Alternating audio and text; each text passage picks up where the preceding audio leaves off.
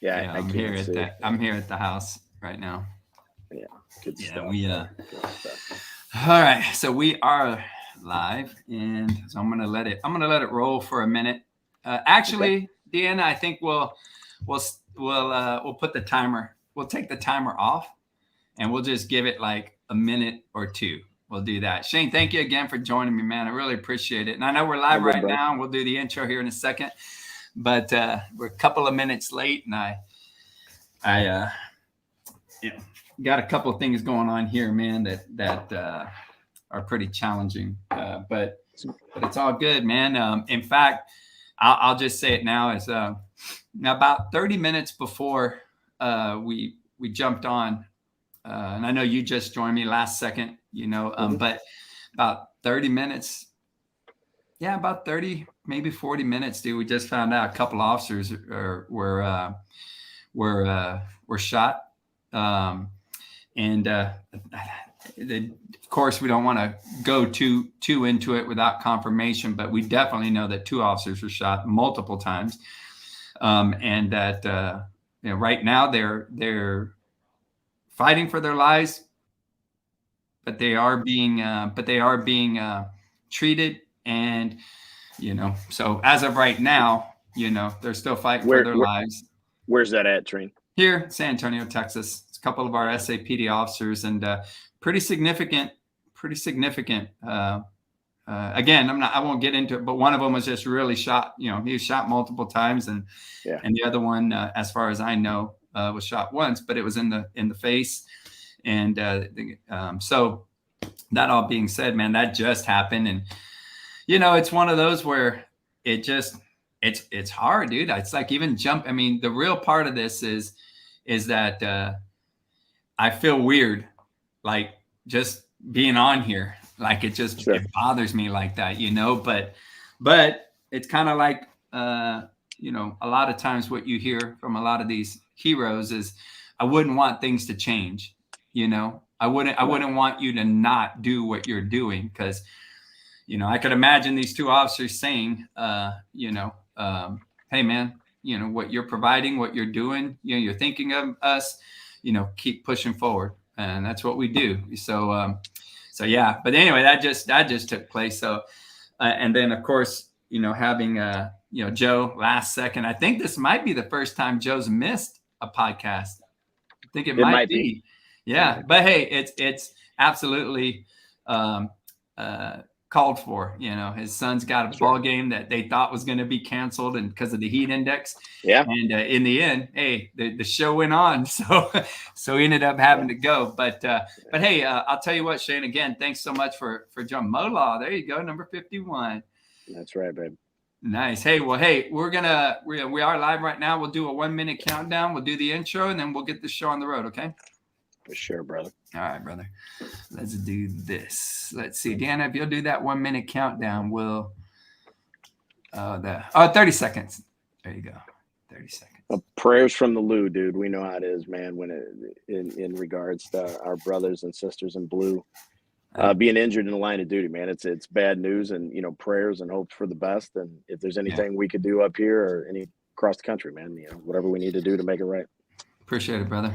I appreciate it. Sucks. I one of them. Uh, it's a son of an officer that I worked with and ultimately played softball with. In our our deal. So yeah, it's pretty close to home. So yeah. All right. Well, let's get this show started. All right, Shane. Rock and roll, All bro. right, brother.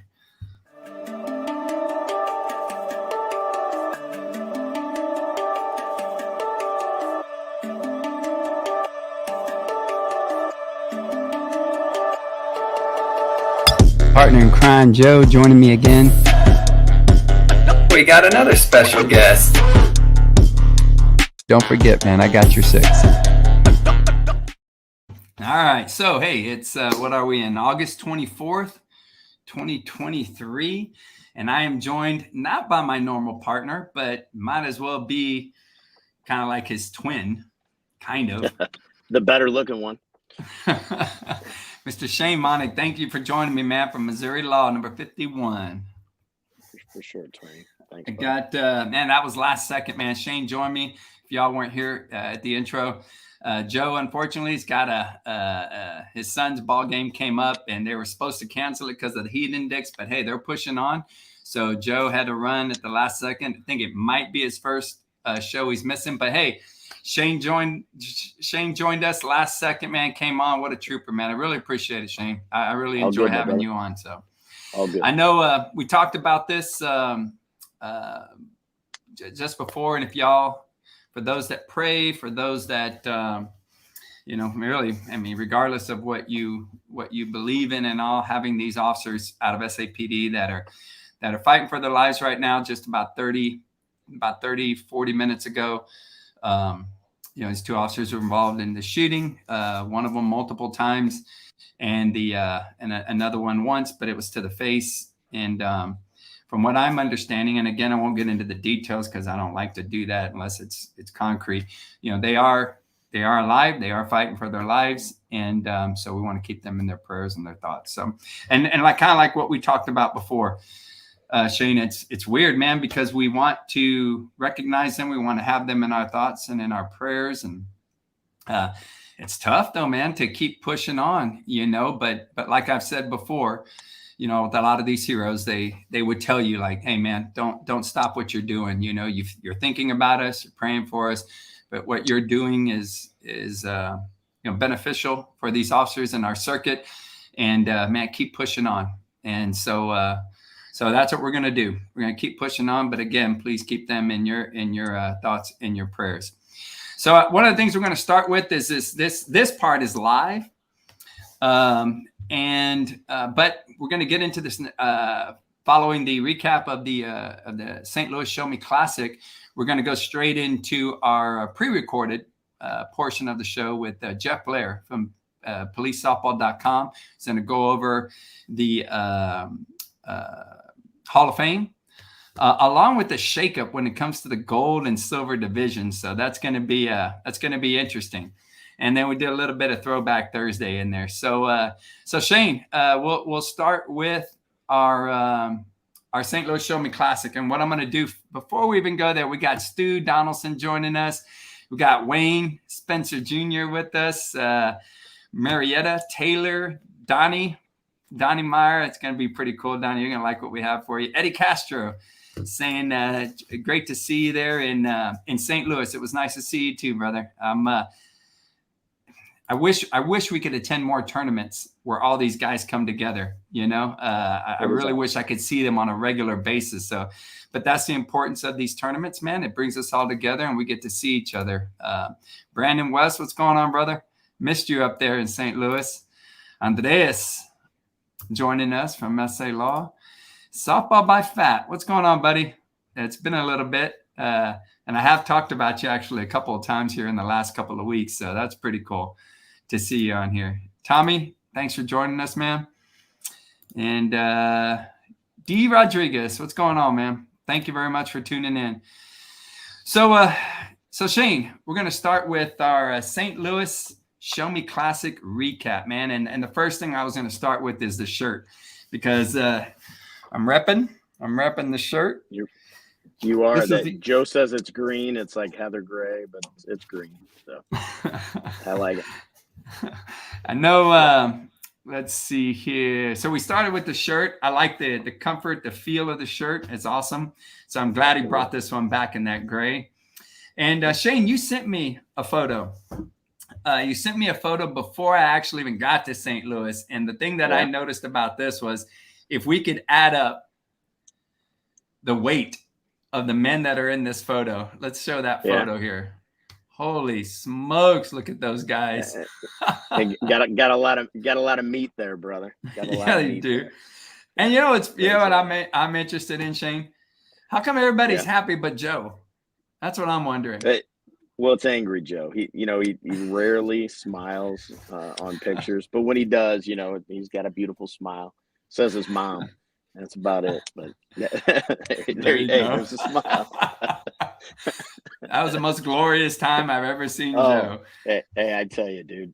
We're gonna read it in a couple Wednesdays from now. We'll be back in Texas, and we're gonna try to do that again. I don't know if we're gonna be lucky enough to pull that one off, but that, that was fun. That was fun. That's going to be That's an a good awesome night in Arlington. Yes, it was. I think that was Nolan Ryan. That was Nolan Ryan that Joe climbed up and we helped them with, and so that's going to be interesting to recap that one. But yeah, man, you sent me that photo. A bunch of great guys in that photo.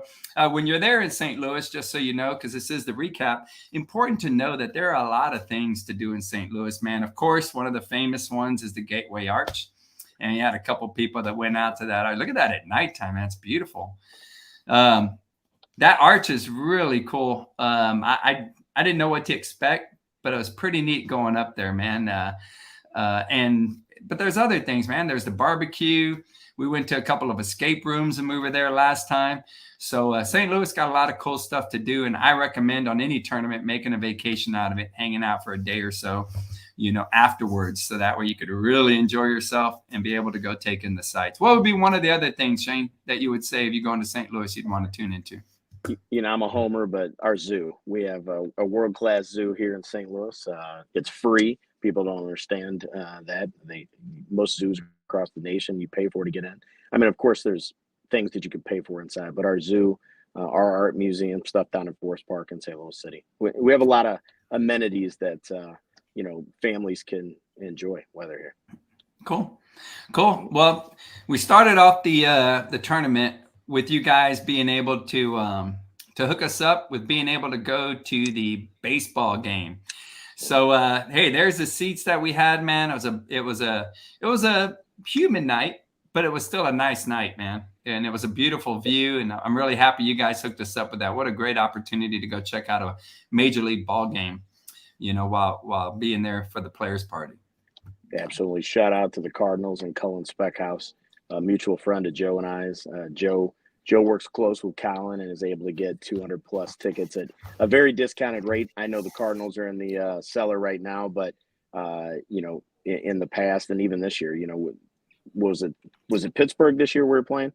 But I mean, it's been Cubs and Yankees in the past. Yeah. So, I mean, to be able to pull 200 tickets off, keep everybody in the same area, I think. Absolutely. Yeah. It was very cool when you walk in, man. We're just surrounded by everybody within our circuit. But I'll tell you, man, it's weird again, is to see these dudes without hats. It took me a little while with some of these guys, man, when they don't have their hats to figure out on. Who's who. Yeah, it kind of throws me off a little bit, man. But as soon as I see them in their hats, man, it's like immediately recognizable. So hey, Tom, thanks for joining in, man, and I appreciate you, with your prayers, thoughts, man. So we're at the ballpark. Those were the views. And while we were there, they handed out some bobbleheads. It's pretty cool. Who was this guy? Shane? Do you know where that bobblehead is? I think he was an all-star. No, that's Goldschmidt. I'm peeing in. I'm looking on my phone. So yeah, that's Goldie. So it was Goldschmidt bobblehead night. So yeah, that's good. He was the MVP of the National League last year. So he's our first baseman, Hall of Fame, all-star. I'm sure he'll be a Hall of Famer for us someday. But we'll see. That was pretty cool, man. So we were able to go there, and then after the ball game, we headed over to Ballpark Village. So Andreas says Paul Goldschmidt. There you go. Andreas knows what he's talking about. That dude knows his stuff. So this is Ballpark Village, and this is what's the name of this? Is it the Fox Zone or something? It's Cardinal Nation. It's Cardinal Nation. It's by Live. It's the same group that built Westport out in Kansas City. Same group that built Arlington down in Texas, where the Rangers and the Cowboys are. So cool. It's the same style group, but it's Cardinal Nation. Yeah, man. So we went over to that Cardinal Nation. Tons of restaurants, nice opportunity to hang out, different venues. But we did have our players party, Shane, and that was at what was the rodeo? PBR. PBR. There you go, yeah, PBR. Yeah. So here's some pictures of us when we're there at the rodeo.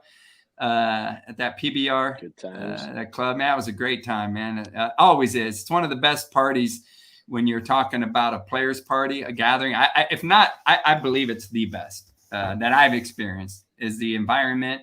Even when there's not a game going on, there's always something going on there. So it was a great a great opportunity to get together, and everybody had fun as normal. The trick is, can you get your guys to not hang out too long and head I mean, out? that's why we start late the first day, right? You know, we Yeah. start at 9. Some of us start at 10. So, you Yeah. know, it take a little at a time. So. Yeah, man. So, yeah, Grace, there's Grace Lopez Casas. Hey, Grace, very nice to have you tune in, Grace. Val, our initial coach, our founding coach of SA Law. Grace, beautiful wife, and there's Art. Art just retired. So Grace is married to Art now, but yeah, she's in a state of shock right now. Her heart is hurting, and she's grateful that it appears they're going to be okay. Like I said, they are fighting for their lives, but that's the word that I got, was that it looks like they're going to pull through. So making sure that we continue to keep them in our thoughts and our prayers. So Grace, thank you for all that you did to support Val to allow us to be able to have what we have today. Since 1988, man, our team's been together.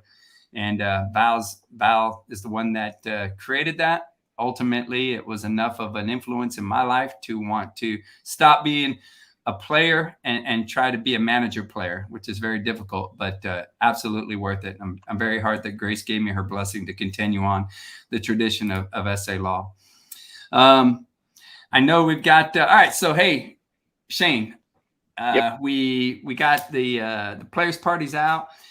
We show up the next morning. We're going to be showing up at, I don't know what time we were going to start, like 9 or something like that. And the rain came in. I think, how many hours was it that we had a delay, man? Do you remember?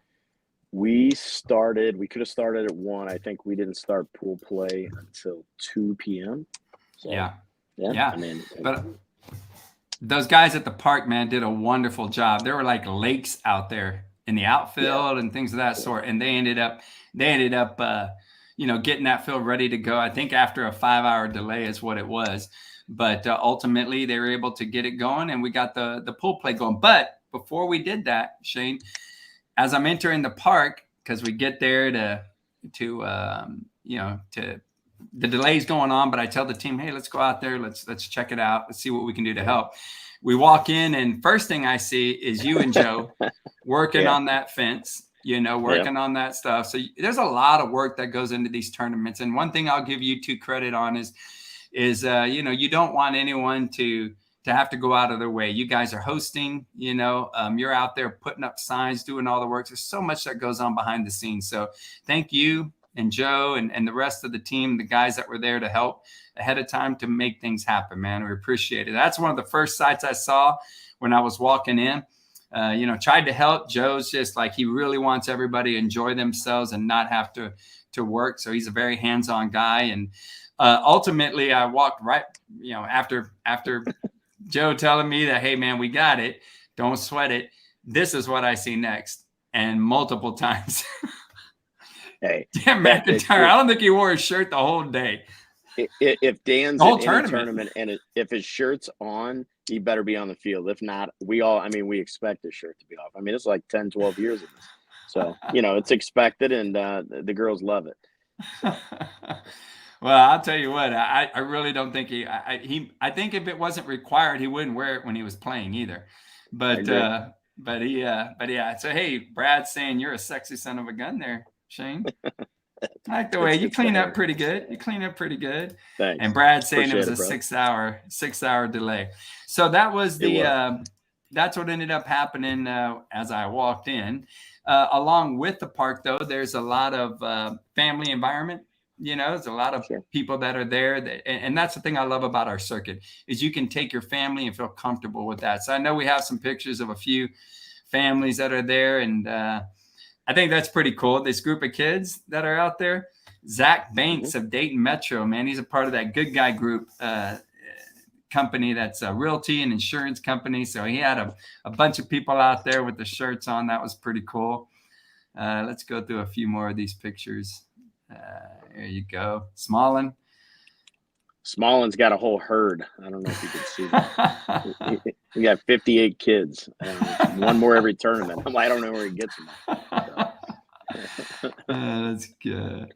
Let's see what else we got. All right, so there's your sponsors. We got some tents. Hey, without the sponsors, we can't do what we do, man. So these guys, there's some sponsors there for United KC. That was pretty cool for these guys to have sponsors to be able to go and travel. It's expensive to travel, and take a team everywhere. Joe ended up having a sponsor with DeMarini, and the bats were awesome. Shane, do you remember his name? That's Corny.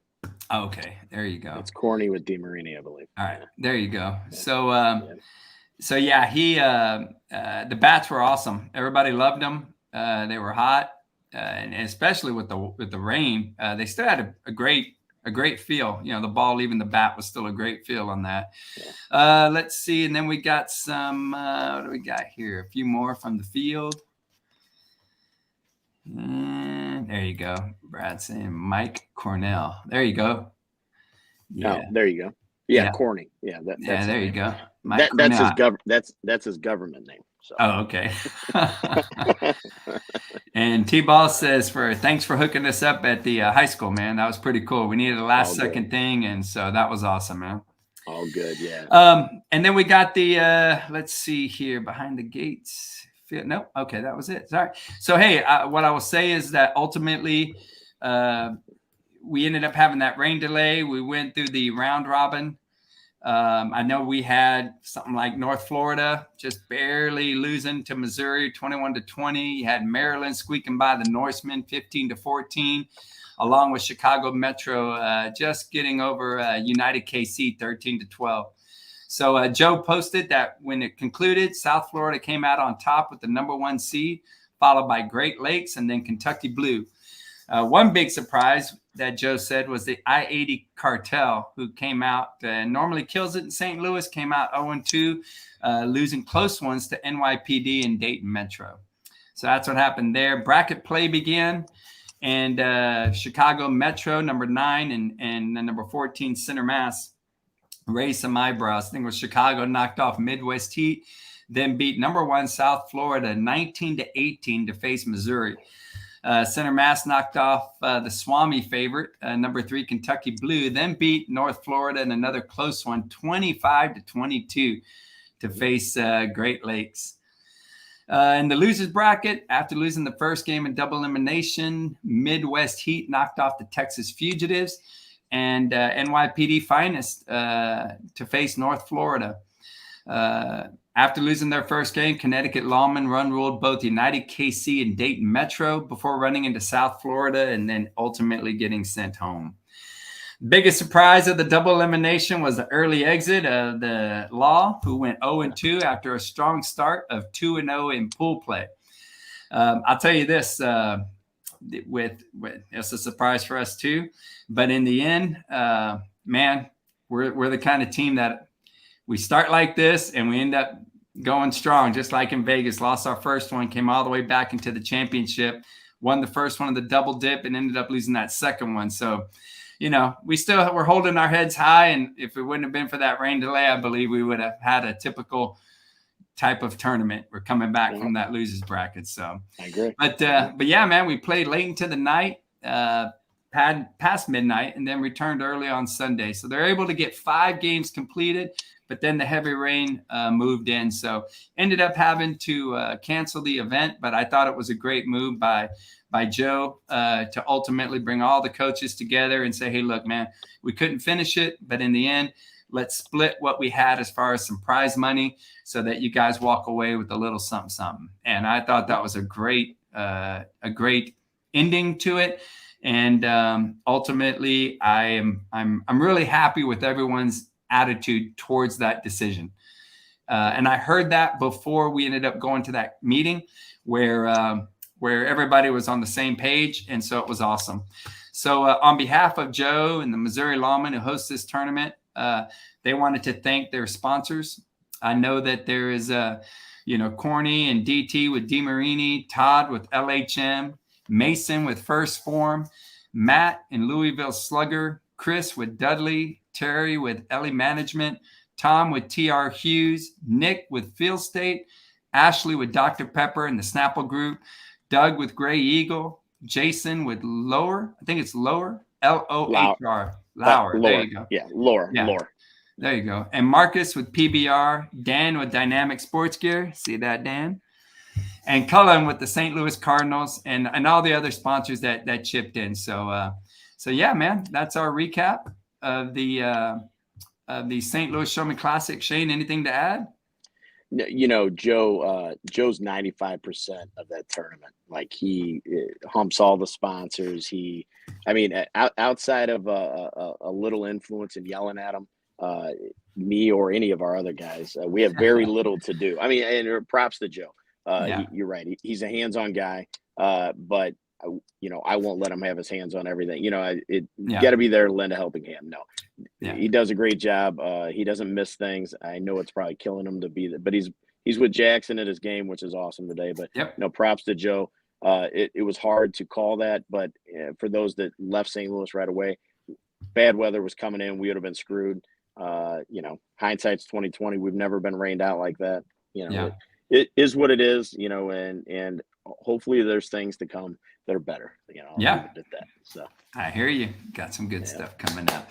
Yeah, so I'll tell you what, for our next podcast for you guys, we've got our Keepers of the Peace tournament coming up in Waxahachie, Texas.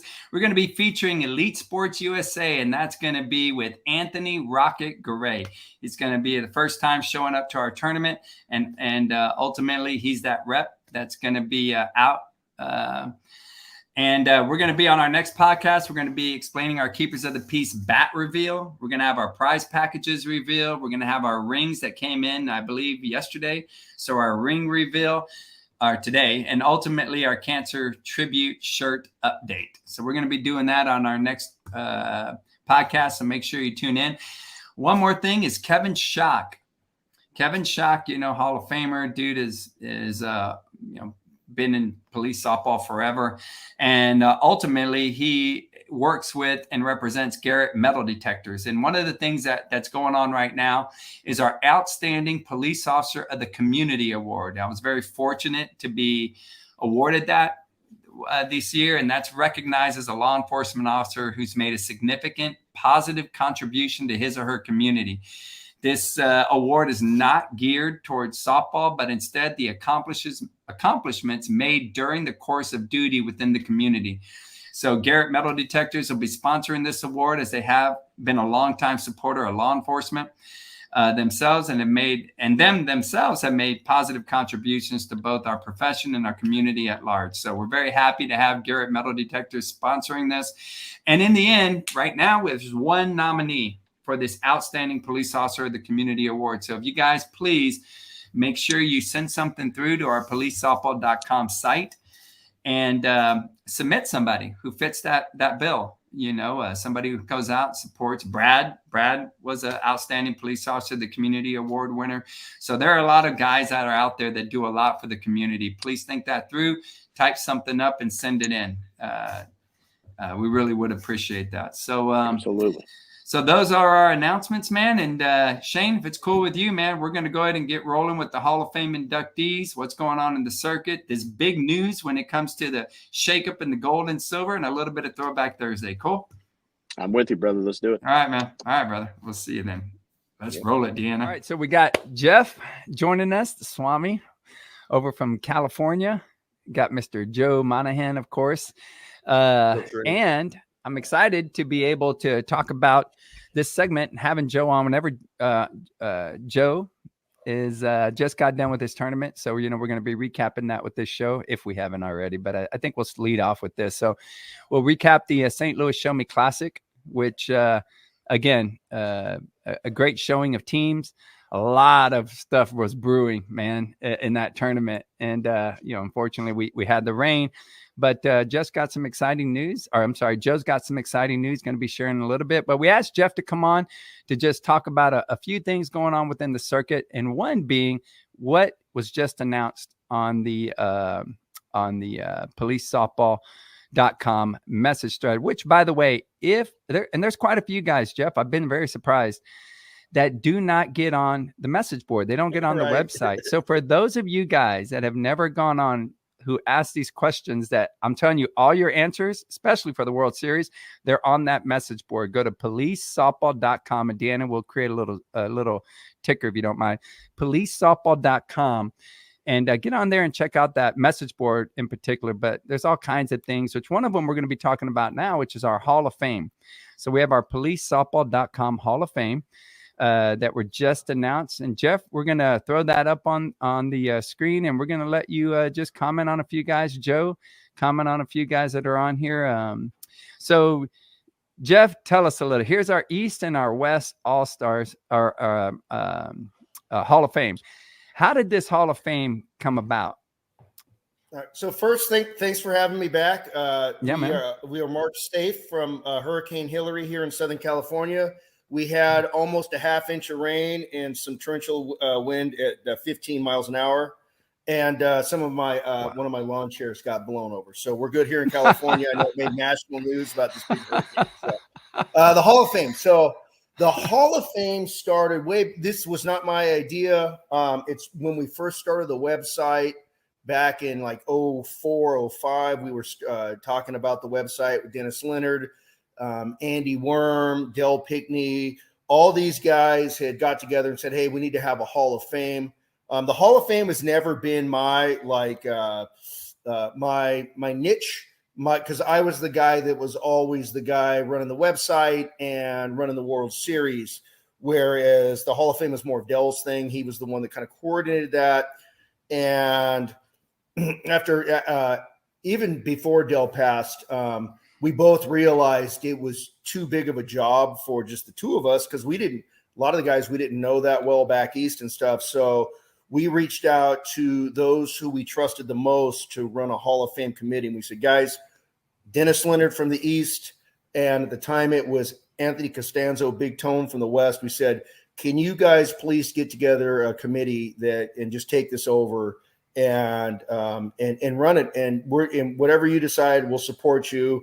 We gave them some guidelines as kind of what we're looking for. Like, you don't necessarily have to be the best player, but we're looking for people who contribute to the sport for the overall good of the sport. Almost Absolutely like Major League Baseball, right? Because Major League Baseball's got coaches and stuff like that in the Hall of Fame. So anyway, that's how it all started. So currently there's 2 chairs. Big Tone passed it on to Tyson Becker, who plays for DEA Combo. He's from NorCal. Dennis is still running it from the East. Dennis has his committee. Tyson has his committee. People are nominated on the website, only on the website message board.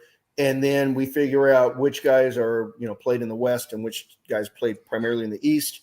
And we turn them over to either Dennis or Tyson for voting. And I think they've standardized their criteria for how many votes it takes to get in. But so that's where we stand now. And so this would be 18 years of maybe 17 years of having the Hall of Fame. Yeah. Well, a couple of things I love about that is, number one, I think it's extremely important what was decided on when it comes to not just your ability on the field. Being what you are off the field is very important. I know some of that criteria is what you do for the public, your public contributions. Also, what you do to enhance the circuit, whether it be run a team, because that's a challenge in itself.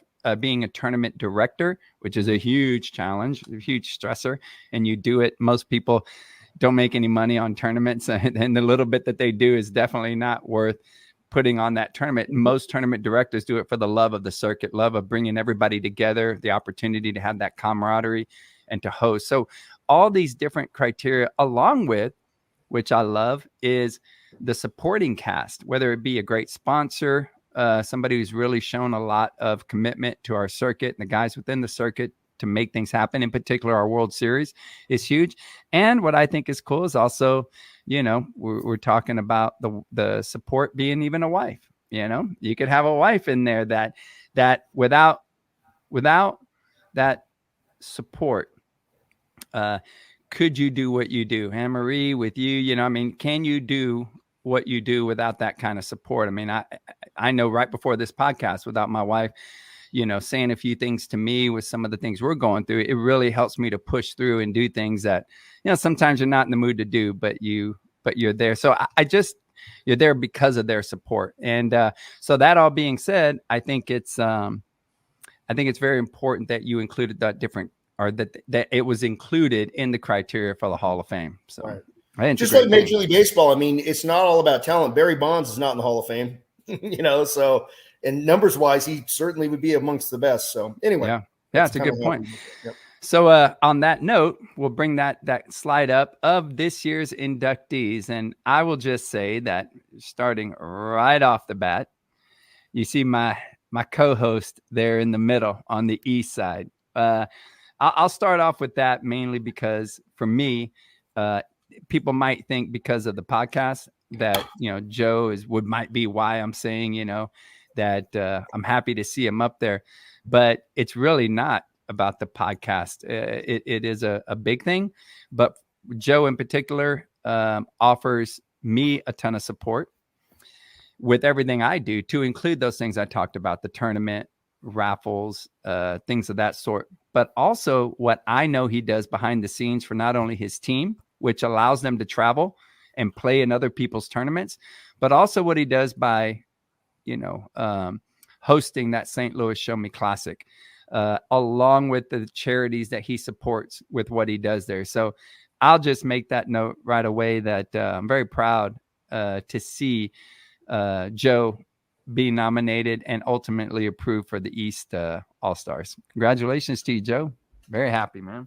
I appreciate you, man. And real quick before Jeff gets into the other guy, I was super pumped to first be nominated, and it's an awesome thing just seeing that people think that, that you deserve the nomination, but to also be voted in was a huge thing. And I've told you this before, Trini, and I'm sure I've told you, Jeff, but this circuit and this game we play means a lot to me. So, and as does the nod for the Hall of Fame. So, yeah. So what stands out most? I don't want to make this a circle jerk about how great Joe is, but honestly, Joe, as long as we have a guy like Joe around, if I were to drop dead tomorrow, police softball would be fine. You guys would be sad. No, JB, blah, blah, blah, blah, blah. But the bottom line is the sport would carry on because he has the passion. And you really need those guys that have that deep-rooted passion that goes beyond merely playing the game. And I learned that, I transitioned from a guy that went from playing the game to the point where I had to give up playing the game altogether. Couldn't even coach because the game became bigger than what I could handle or, whatever. So anyway, so with Joe around, guys, sports good for years to come. So yeah, very cool. Appreciate that, man.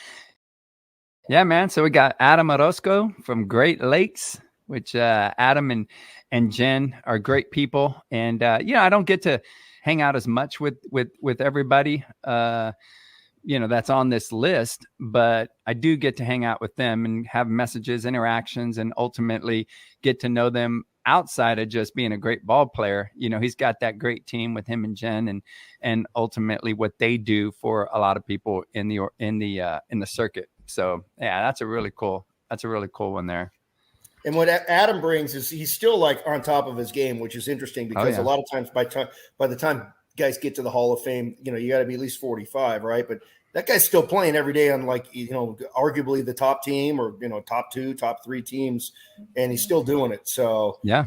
And not only is he playing for that team, but he's playing a key position, and defensively, he's playing every game. He's in the back, it's not a guy that's playing for a team who's pinch hitting twice a tournament. This guy is a key part to that team, and he's won a couple of national championships with the team, and on top, like you said, Trini, on top of that, he's a great guy. But as far as his playing ability, it's like you said, Jeff, he's still playing at a high level at his age, and that's he's been through some surgeries, and he still comes back strong. He's committed, and is able to get it done every year. So yeah. Jeff, I'll let you take this next one because I know there's a relationship there. Oh, yeah. So Mike O'Neill. So O'Neill is the perfect example of the guy who checks every box for the Hall of Fame. And the fact that, Mike was not, probably the player like overall is, Adam, as far as Mike never played like fifth man or anything like that. But he was a good player. Matter of fact, in big ball, in 16-inch Chicago ball, he was one of the top guys in all of Chicago. He was like, they fly him around and sponsor him and stuff. But his contributions go so far beyond that of a player that, like, when you think of police softball, we call him the voice of police softball. He's the Vin Scully. He does the announcing. The guy flies to New York to support tournaments. He flies all around the nation on his own to support tournaments. He's flown out to California to play on free agent teams. He truly has a passion. So one time we had a homicide investigation, and Co and I somehow finagled our way to be the guys that went to interview the suspect in Chicago. So the department flies to Chicago. We're met by O'Neill, who treats us like royalty. We go to a Cubs game. He takes us to the best deep dish pizza.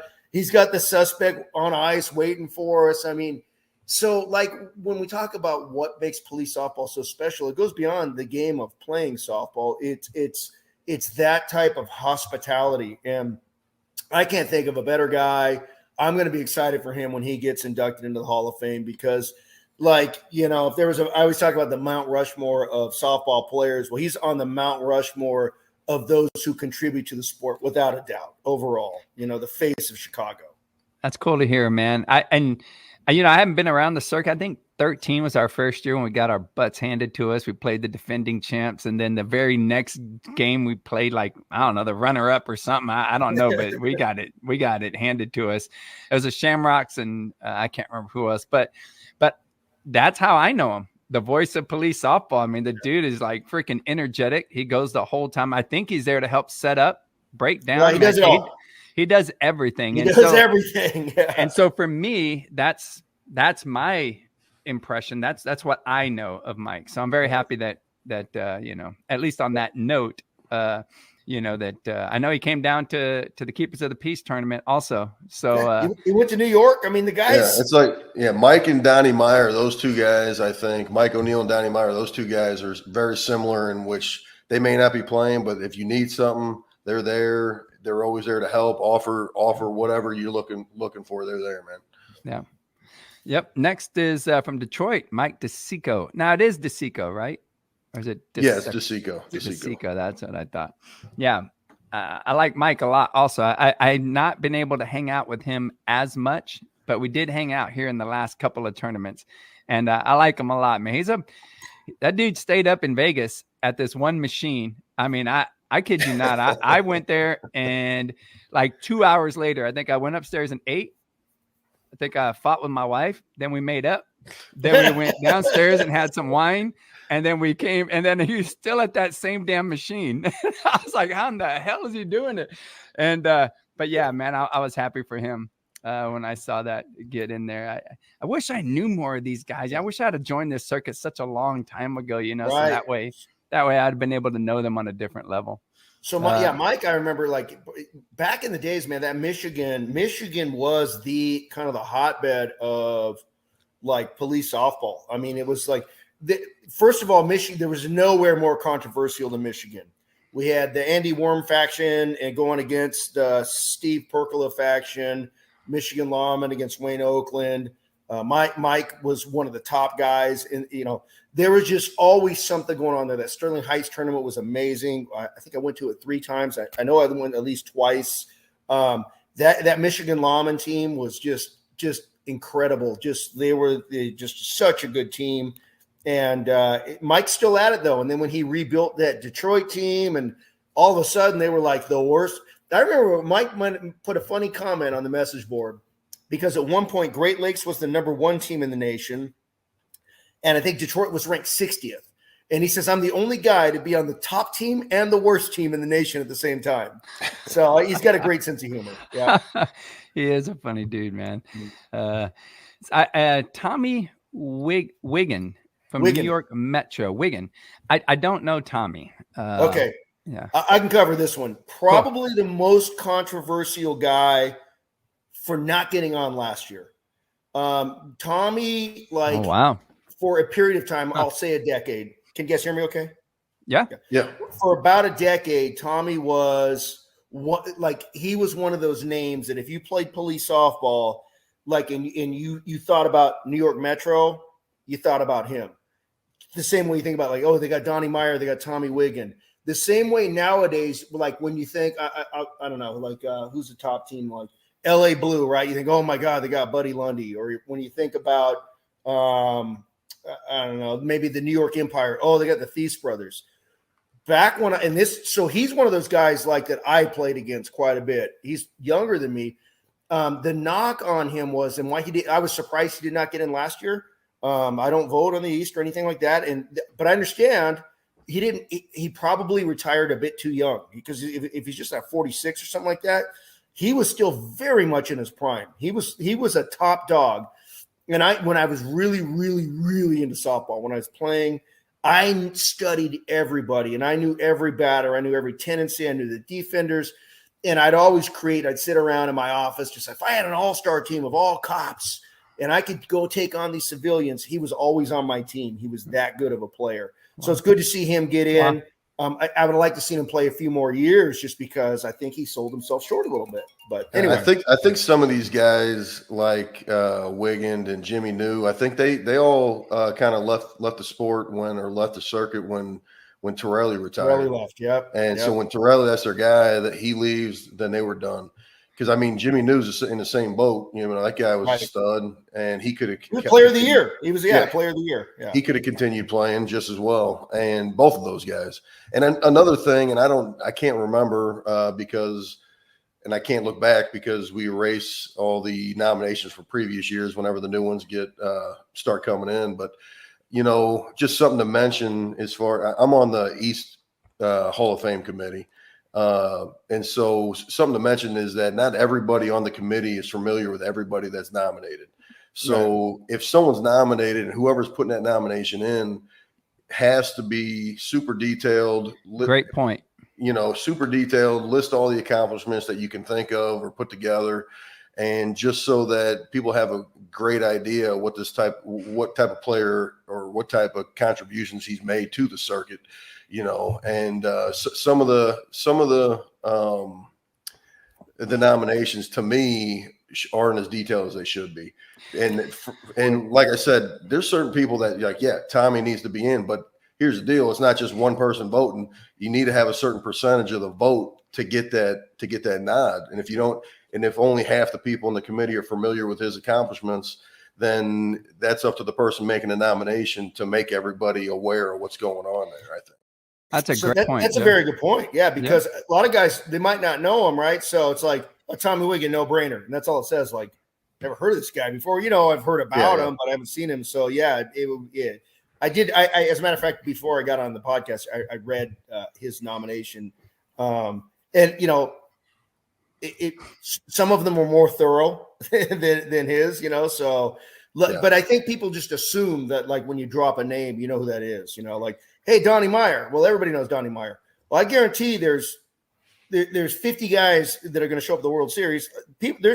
When South Florida won gold a couple of years ago, we asked them how many knew who Del Pinkney was, and only a couple of them knew who he was. So you got to actually put it in writing. So good point, Joe. Yeah, I think that's a great point. And on top of that, I think that might be something we do next year, Joe or Deanna. I know you're listening. Maybe we can put that on the schedule of what was it last month that you had to put your nominations in? Month of June, I believe. Month of June. So in June, if we can put something in our calendar, like a little reminder or something, I think it'd be great to have the coordinators for the East and the West come on and explain that a little bit more right before we open up the nominations. So that way people do have a good idea of what needs to be included in all, because there is a criteria. Yeah. And one thing that I saw this year in particular was a lot of civilian accomplishments, which is great. And it's good to include it. But at the same time, you know, it's about our circuit. And so I think, you know, mention those things in the civilian side, but we definitely need to get more into the circuit and what they bring to the table as far as that's concerned. So obviously these guys did it. So we're going back to the West. Now, I'm not familiar, and maybe you guys aren't as much, but we can highlight them on this next one. It's Mark Barnes.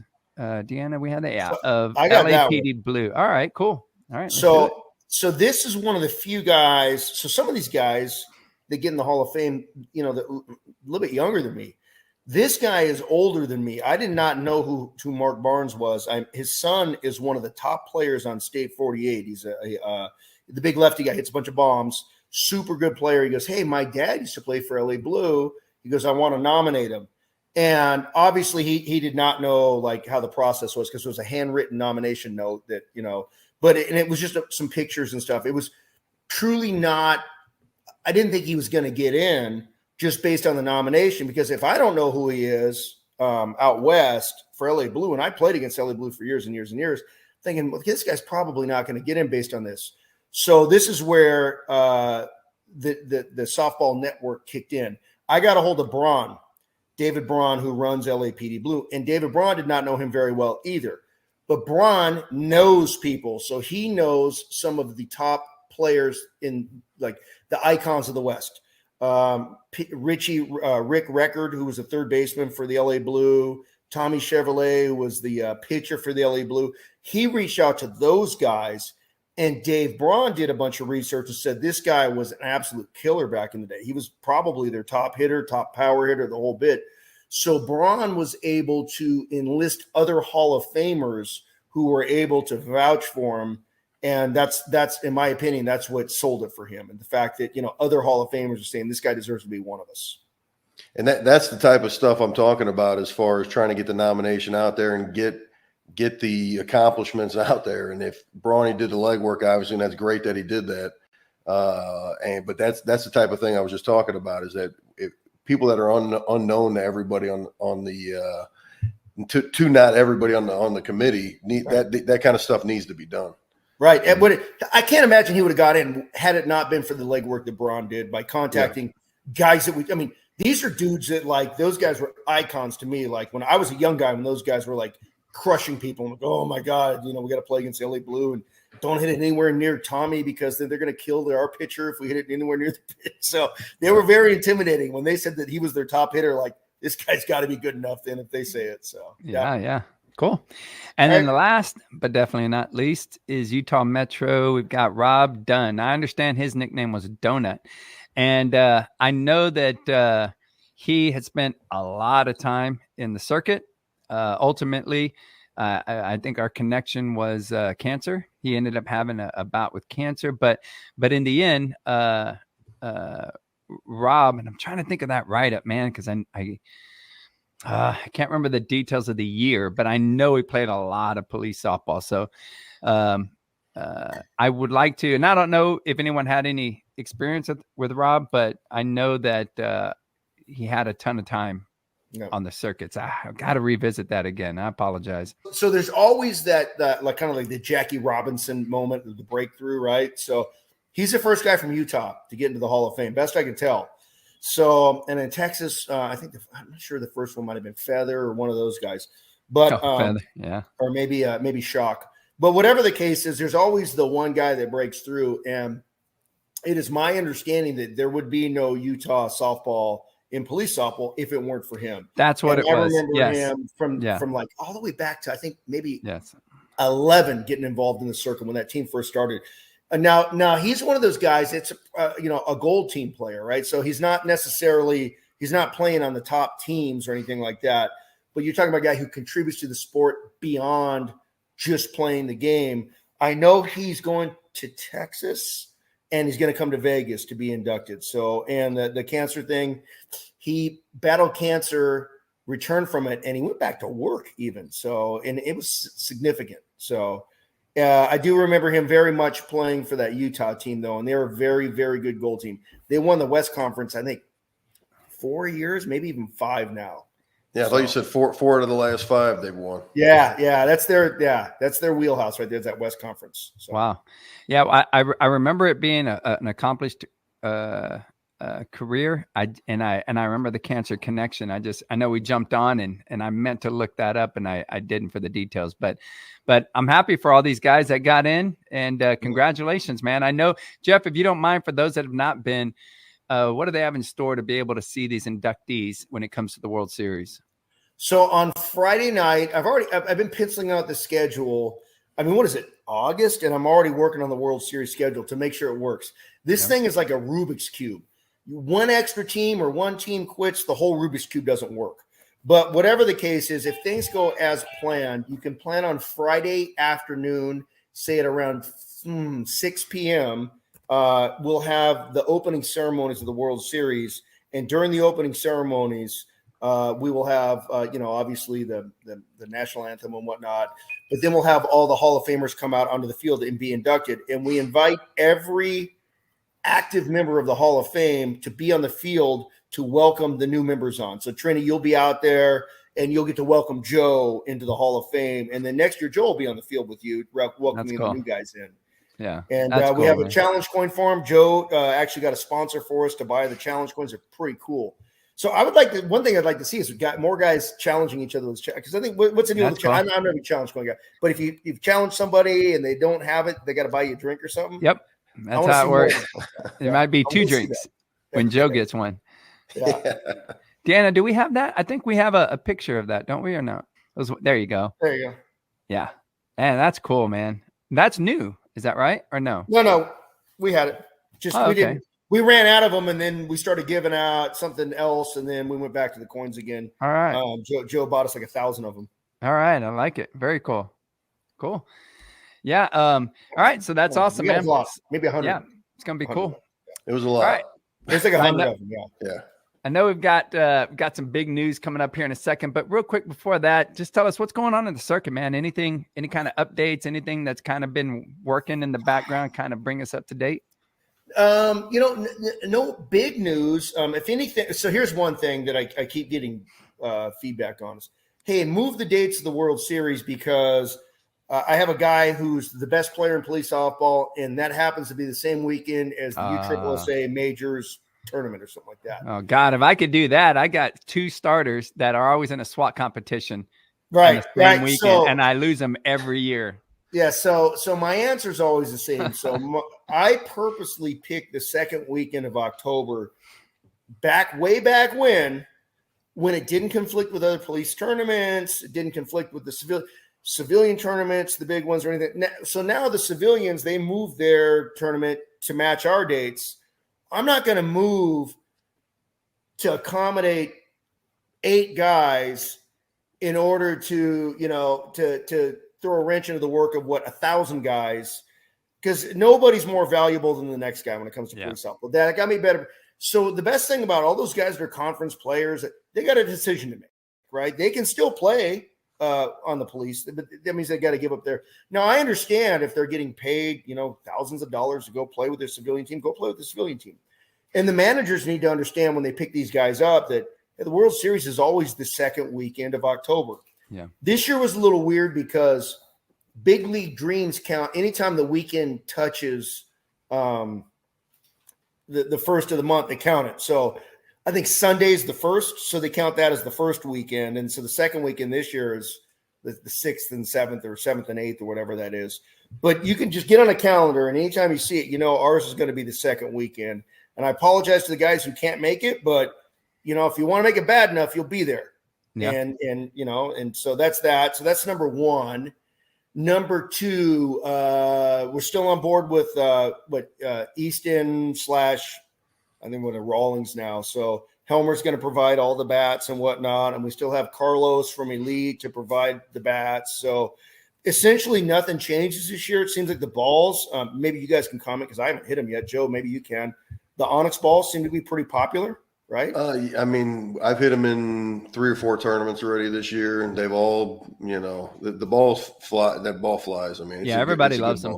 Yeah, and I say that because when they first brought them out, I was like, oh man, let's see what everybody's gonna say, and nothing but good reviews. And this is on like social media, whether it's Facebook, whatever. Everybody's like, hey man, the balls they're hot, they're working. So yeah, that's cool because I know I've used some and it sat out in the garage too long, whatever. But they, I don't know, but I know that these are doing really well. I haven't heard any complaints on them. Okay, good. So my recommendation is this. So in past years, everyone gets 4 balls like they're going to get this year.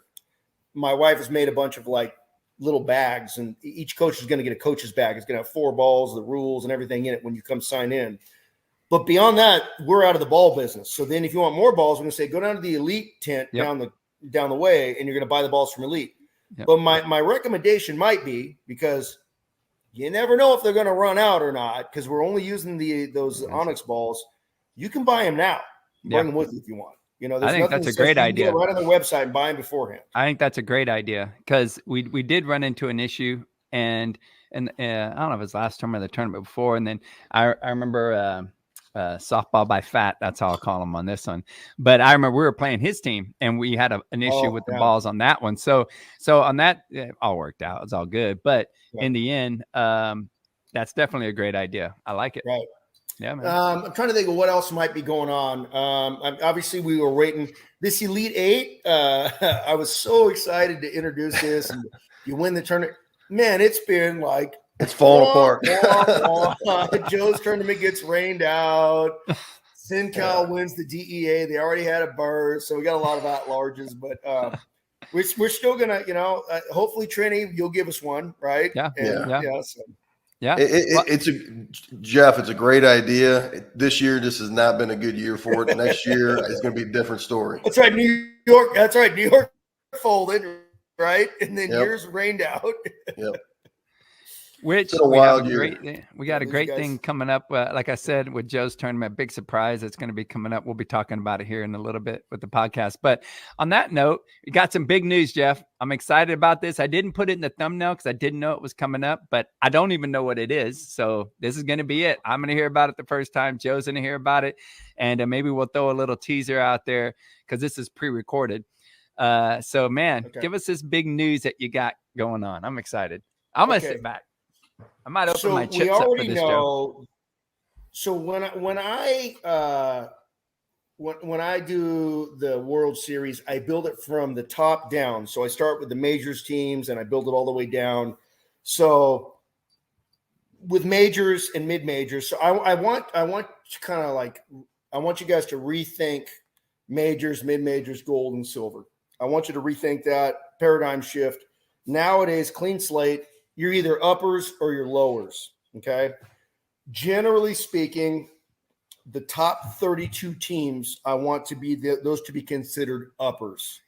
Now, of those top 32, 8 of those teams will be called the Elite Eight, and they're going to be guaranteed to be in majors.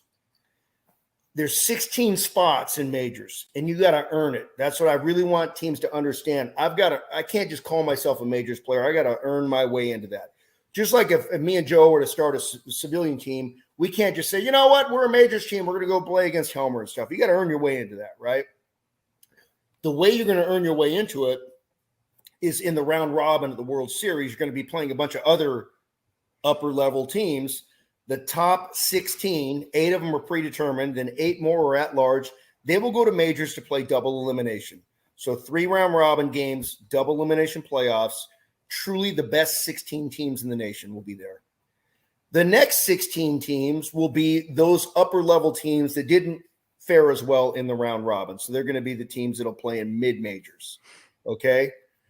Now the problem was, and that's the way, so it used to be when we started the World Series, we had this, everybody was in one big division. And then we had a small market, which morphed into gold.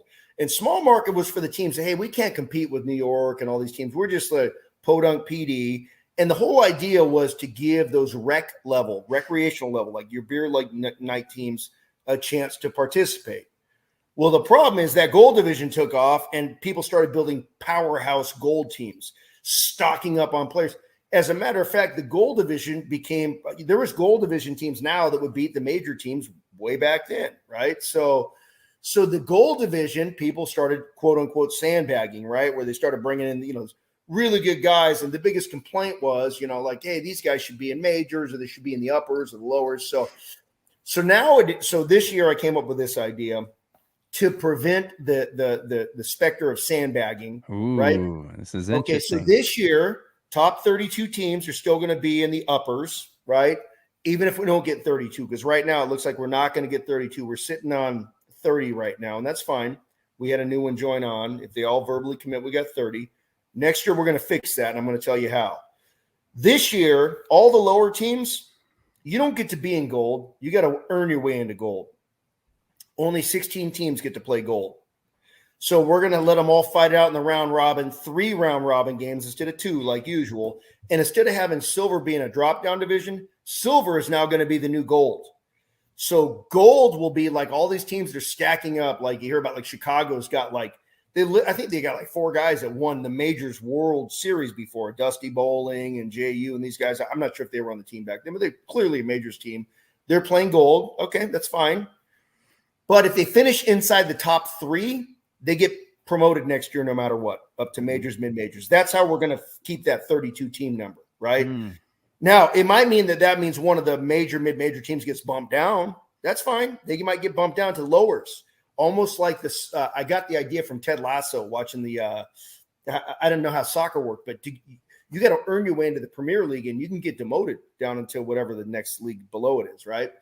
So think about it. There's going to be 40 teams in gold, or traditionally gold. We're going to call it lowers. Only 16 of them get to play in gold. So 3 round robin, double elimination. That means the remaining. I'm sitting on 22 teams right now. We're going to play in the silver, and that's great. It's going to be the biggest division, but that's truly going to be for those teams that are more of the rec level teams, because there's more of those teams. I don't want to see there should never be a gold game that's 38-2. That's just not fair, right? That team scoring 38 should be in the majors and mid-majors. But I tell you, by doing it this way, it reduces the likelihood of that happening. It'd be like I in my mind, I see like Chicago against Metro Detroit, pretty good matchup. I see Lone Star, a very good team, playing against, who's one of the top California teams right now, Reloaded, right? These are teams that I see as truly as upper-level gold teams teetering on. So all those teams that teeter on the verge, Utah, all those teams that teeter on the verge of being mid-majors teams, I envision them ending up in gold. It might not happen. They might end up in silver. You might see Chicago with all these super great guys playing down to the silver. So anyway, that's kind of the big exciting news is that you don't get to just declare yourself a gold team. You're a lower team and you earn your way into gold.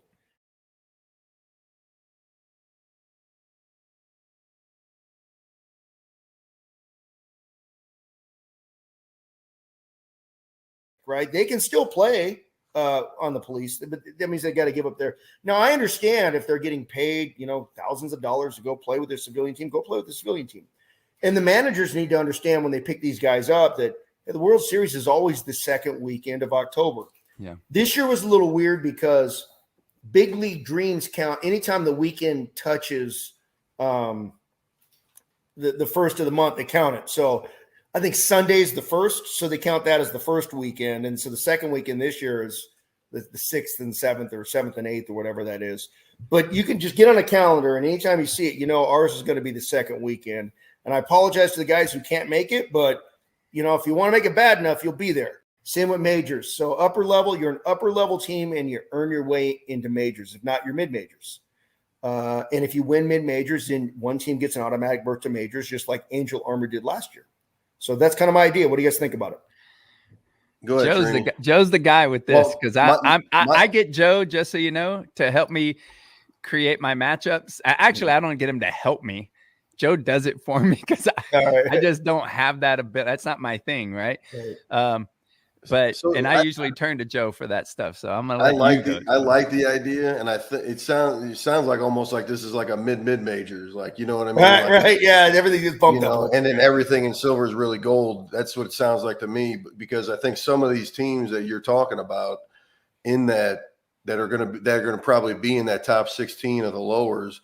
Those guys, in my eyes, some of those teams should probably be in the uppers or be playing in the mid majors. So, I mean, I think I like the idea. I think it makes sense. And I think you're going to get a true gold bracket out of that by doing it that way. And you're going to have the mid majors, mid majors, gold, or however you want it, silver, however you're calling it. Right. But I think that's a great idea. I think that'll work out great. I still think some of those teams you name probably shouldn't be playing in the lowers, but that's just my opinion.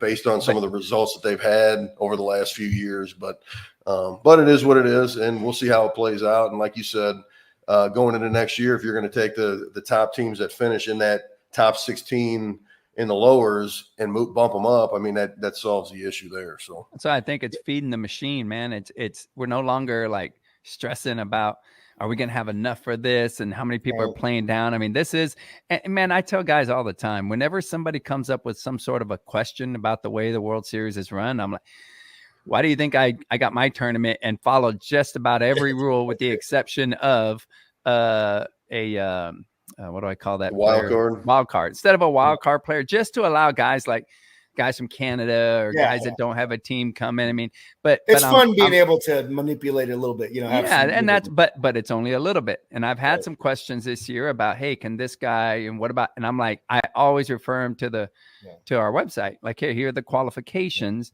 And I really, there's really not a lot to deviate from, because you've heard it all. I know you. I still get it. I just had one the other day. Can we bring a cadet? Like, no, here's the rules. You got plenty of time. Get a guy. It's like there's free, and there's so many free agents out there that want to play. So that's what I say. Even though I don't quite understand all that, like I usually learn, I'm like, all right, Joe, give me a scenario. So this team plays that. How does this work out? Whatever.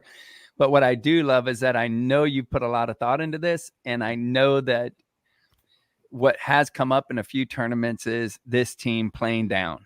This team, you can see it. Like one thing you'll see with our team is our regular starters, they're in. I usually will put support role guys in to get some bats, but they will very rarely start a whole tournament and in the round robin and just play the whole tournament. I won't put that guy in at shortstop. You know what I mean? He's going to be that support role, and we can never just be called out for that.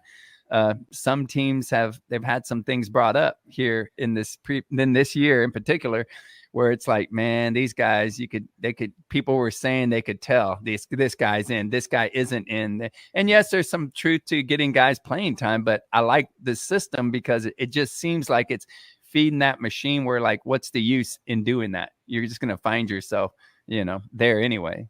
So back when the World Series was 3 days, it wasn't an issue because I could have done a play-in and, hey, top teams go here. And now we had rumors back then of, oh, these guys weren't playing their starters like you were talking about, Trini. They're playing other guys and stuff.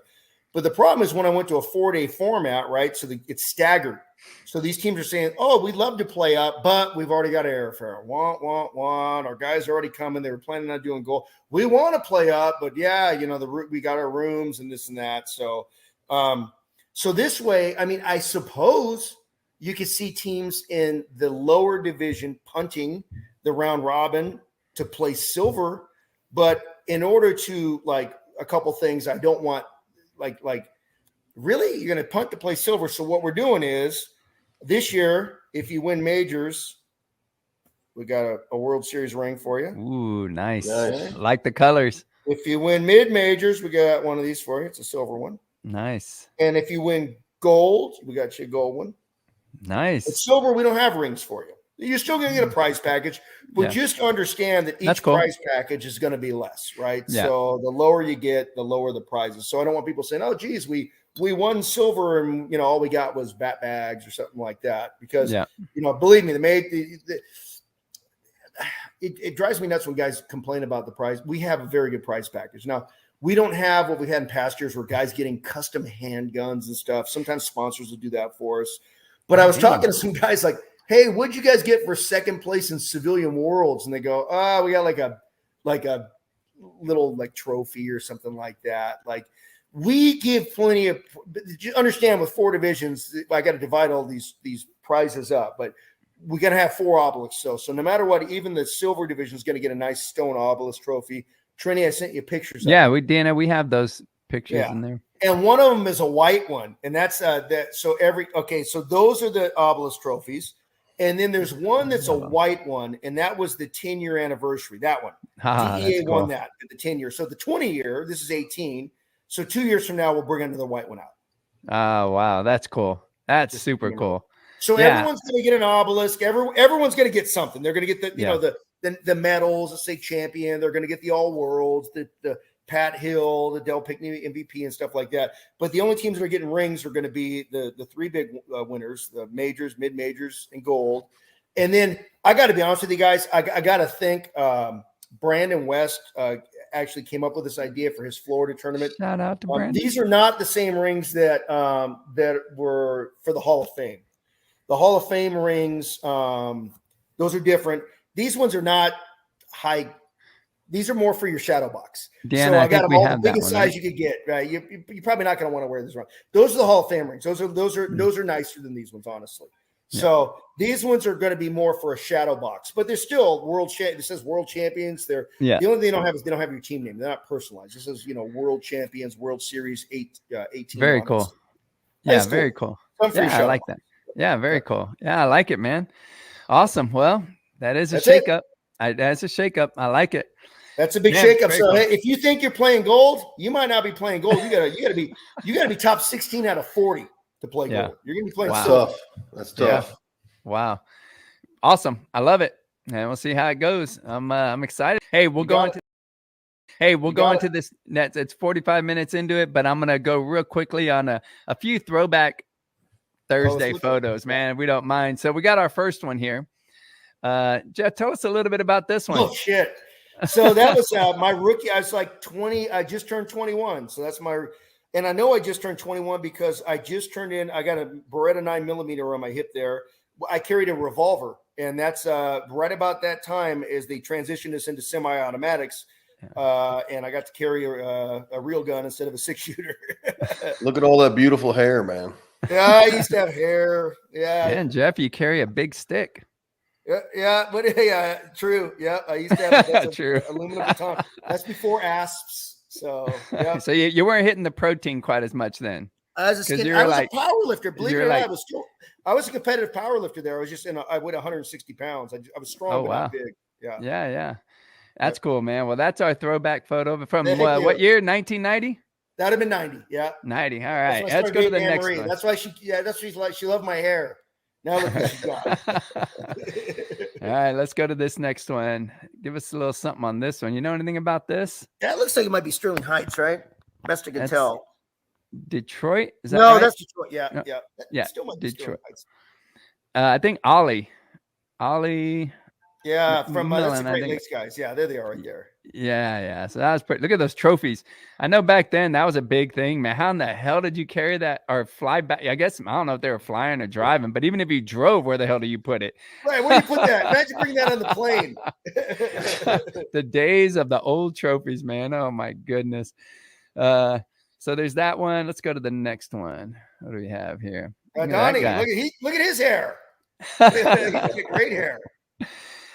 I'll tell you what, with Donnie, I mean, I'd heard about him, but didn't know, like I said, I think I've said this in previous podcasts. I think the one in New York, that I went to, that's when I heard the stories about this dude's ability and still got it. But I mean, dude, I heard the stories back then. And so I personally think it's the shorts. I want to do a throwback shorts for my team at one point and see how that goes. And you got another 7-foot trophy in the back as well. Right. Yeah, there you go. One year at the West Conference, we did a throwback, and the Hounds showed up all dressed exactly like that. It was hilarious. They had those short shorts on, and it was so all the teams are supposed to dress like flashback for the round robin only. But it was a lot of fun. So dude, I would love to do that. I think that'd be so cool. We made a theme out of it. It was a lot of fun. Yeah, I think that'd be really neat. I'd like to do one with the high socks and the pants, I'd like to do all of that. I think that'd be cool. And this one is back from 1980, 43 years ago in New Hampshire. This is Tommy Eldridge. He said this was his first police softball tournament. Look at those fields. How'd you like the field? Oh, my God. It's like a beach. How'd you like the infield there? He's rounding third. He says the fields were like a sand-like mixture and very different than today. They won 2-1 in the championship game. And I thought that was just a cool one, give a little perspective on Tommy. Yeah. 2-1. I think those are the two right there. Hopefully that guy if he just hit a ground ball, it was going to be guaranteed to get a hit. I wouldn't want to get in front of it. I love the way if it hits that sand, it's not going to the outfield. It's staying on the infield. Yeah, and those waistbands, man, the red stripes. I like it, man. That's some serious throwback stuff. Yeah, but now, man, just a few pictures. I know we have a few more to go, but hey, man, thank you for joining us again, Jeff. Truly appreciate it, dude. Yeah, man. One last thing I forgot to tell you. I got an update from Big League Dreams. All the facades have been replaced. All right. All the turf has been replaced on the National League side, and they're trying to get the American League side ready for us. Ah, that's cool. That's cool. So that's exciting. If you guys ever were at like 2009, 10, 11, the fields were so nice. And last year they were falling apart because they were you guys saw the facades were coming Yeah, off and stuff. So facade it's was gonna look falling better. apart. The patched up fields. Yeah. Yeah, So that's good so- to hear. That's good to hear. They put some money into the complex. Is there a New new owners, ownership there? new owners, Yeah, yeah. What's that, buddy? Is it? No, I was saying there was So new ownership. National League's done. American League, they're still working on it, but the facades are done. Now we just need to get the turf. The turf. I think the grass is fine. The outfield grass. It was the infield turf was getting all Yep. torn up. Are there new Anyway, owners that's it. amongst all of them, or is it just that one? Do you have any idea? Because like there's some fields here, some BLDs here that need some work. Like they Oh need no, some just serious Vegas. work. I'm just only talking about Vegas. Okay. Yeah, I didn't I know don't know if there what's was. going on with the rest of them. I think they're fixing them okay. all up, but I know for my update is only on Vegas. All the National League's done. They're working on the American League. Cool. All the facades in the entire park are done. Got you. Nice. Got you. Yep. Cool. All right, man. guys. Appreciate you joining us, Jeff. Thank you very much, brother. Take Thanks, care. Bye bye. All right, man. So, want to thank everybody for tuning in again. I think it was a great show, very informative. Man, please say a prayer for the officers shot today here in San Antonio, fighting for their lives. I believe they're going to be okay. But in the end, thank you guys, like I mentioned earlier, for all that you do, for everything you do for our communities. I'm retired. And although I put my 23 years in, I still appreciate everything you guys do out there for us, protecting our communities, our way of life, and ultimately willing to sacrifice, what you have in your private life for the betterment of our community. And I can't say enough about it. So thank you so much for that. On behalf of everybody that showed up tonight for the show, we appreciate you. And hey, I'm Trini Trinidad. Please don't forget that I got your 6.